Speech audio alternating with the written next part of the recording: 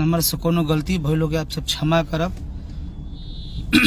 कैसे कि एगो गीत पर बड़ी विवाद हो गई हल्का, हम ना सोचल कि आप सबके ठेस पहुंची। हमारा खातिर सब समाज आपन बा, सब कोई हमार आपन है। हम ना जनी के गाना से आप सबके ठेस पहुंची, ना तो हम ना गौले रहती।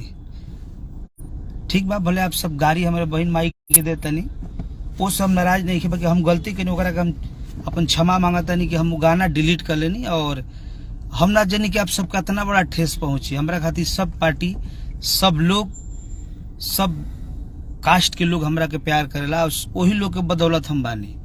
और आप सब के बिना खुद आदमी अधूरा रहेला, तो क्षमा करब सबे। और दिल पर ना लेवे के होई, होली है, होली में थोड़ा हंसी मजाक अपने से न होई, दूसरा केकरा से कल जाओ।